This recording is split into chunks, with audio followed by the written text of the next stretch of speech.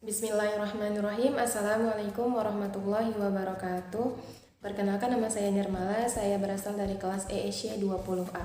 Nah, hari ini saya akan membahas jawaban mengenai pertanyaan dari ujian akhir semester saya pada matkul Mikroekonomi 2. Baik, kita langsung saja masuk ke pertanyaan yang pertama, yaitu apa perbedaan antara pasar persaingan sempurna, pasar oligopoli, pasar monopoli, dan pasar monopolistik dalam kurva permintaan. Nah, di sini saya sudah menemukan perbedaannya. Di sini saya akan mengumpulkan beberapa poin penting yang akan menjadi acuan kita dalam membedakan jenis-jenis pasar ini.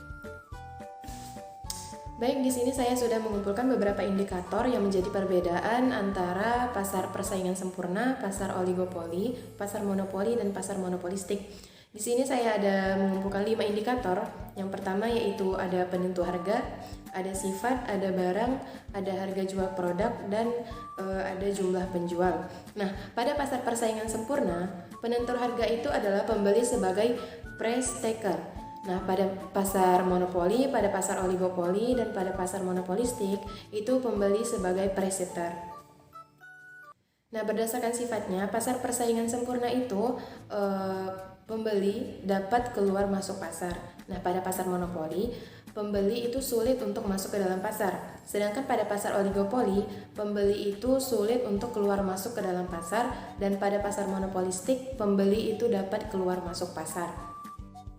Nah, dalam indikator barang, pasar persaingan sempurna, pasar monopoli, dan pasar oligopoli itu jenis barang yang dijual bersifat homogen. Sedangkan pada pasar monopolistik itu barang yang dijual bersifat bukan barang close substitusi. Nah, perbedaan pada harga jual produk, pasar persaingan sempurna itu harganya sesuai dengan harga pasar atau bisa lebih rendah dari harga pasar. Nah, pada pasar monopoli itu harganya ditentukan oleh produsen. Pada pasar oligopoli itu harganya tidak mudah berubah, dan pada pasar monopolistik itu harganya ditentukan berdasarkan citra perusahaan. Nah, kita lanjut kepada perbedaan banyak penjual. Pada pasar persaingan sempurna itu terdapat banyak penjual. Pada pasar monopoli itu tidak banyak penjual, dan pada pasar oligopoli tidak terlalu banyak penjual, dan pada pasar monopolistik terdapat banyak penjual. Nah, di sini saya akan memaparkan beberapa contoh dari jenis-jenis pasar tersebut. Nah, contoh dari pasar persaingan sempurna itu seperti perusahaan beras atau penjual buah dan sayur, atau juga pasar minyak wangi dan sebagainya. Nah, dan pada pasar oligopoli itu contohnya adalah ada industri semen, atau pada pasar monopoli contohnya adalah PT Perusahaan Listrik Negara atau PLN, atau PT Kereta Api Indonesia atau PT KAI. Nah, pada pasar monopolistik contohnya adalah seperti kita ngelihat barang sabun, sampo, dan yang lainnya. Baik, kita lanjut ke pertanyaan yang B, yaitu jelaskan mengenai teori Prisoner's Dilemma dan bagaimana kita mengaplikasikannya dalam pasar oligopoli. Nah, game teori Prisoner's Dilemma ini merupakan studi yang mempelajari perilaku pihak-pihak yang memiliki ketergantungan satu sama lain dalam pengambilan keputusan. Sebagai contoh sederhana, dalam situasi Prisoner's Dilemma ini terdapat ada dua penjahat yang tertangkap polisi dan memiliki pilihan untuk mengakui atau tidak mengakui kesalahan mereka. Dengan konsekuensi lama hukuman yang harus mereka jalani. Nah, pada dasarnya mereka ini tidak akan dikasih tahu satu sama lain. Misalnya penjahat yang pertama itu mereka diberi beberapa pertanyaan agar mengakui kesalahan mereka, agar mengakui tindak kejahatan yang mereka lakukan, dengan konsekuensinya misalnya hukumannya yang diringankan atau denda yang diringankan oleh polisi atau sebagainya lah gitu. Nah, tentu saja karena mereka ini tidak ada komunikasi antara satu sama lain, mereka akan memilih hukuman yang lebih ringan daripada harus lama-lama di penjara gitu. Jadi mereka akan memilih yang paling menguntungkan bagi mereka. Nah, di satu sisi penjahat yang satunya juga memiliki pemikiran yang sama gitu. Jadi secara tidak langsung mereka akan memilih hukuman yang ringan, tapi mereka memilih jujur untuk mengakui kejahatan mereka. Nah, pada pasar persaingan oligopolistik, game teori ini diterapkan dengan bagaimana sikap seseorang dalam mengambil keputusan dalam keadaan tidak dapat berkomunikasi dengan teman atau lawannya. Singkatnya, kedua orang ini akan memilih satu dari dua pilihan yang menguntungkan bagi mereka gitu. Model dilema ini dapat diadaptasi untuk menganalisis keputusan masing-masing duopolis dalam menentukan harga jual. Langsung masuk ke soal nomor 2, yaitu temukan profit maksimum dari kondisi di atas. Bagian A yaitu diketahui TC-nya 10 ditambah Q kuadrat dan Q sama dengan 80 dikurang 4P. Nah, di sini kita akan menyederhanakan yang ini, yaitu 4P sama dengan 80 dikurang Q. Kita sederhanakan dengan sama-sama dibagi 4, yaitu menjadi P sama dengan 20 dikurang 0,25 Q. Nah, di sini kita mencari profitnya dengan rumusnya yaitu TR dikurang TC. Nah, TR ini rumusnya ada Pi dikali Q, dan TC kita masukkan nilainya yaitu 10 ditambah Q kuadrat. Nah, kita masukkan nilai P tadi, yaitu 20 dikurang 0,25 Q, kita kali Q, dikurang 10 ditambah Q kuadrat. Nah, ini kita kalikan aja, 20 dikali Q, 20 Q, min 0,25 Q dikali Q sama dengan 0,25 Q kuadrat. Ini kita kalikan aja min 10 dan ini menjadi min Q kuadrat. Nah, labanya yaitu min 10 ditambah 20 Q dikurang 1,25 Q kuadrat. Nah, kita sederhanakan lagi dengan mencari turunannya, yaitu 20 Q menjadi 20 dan 1,25 Q kuadrat menjadi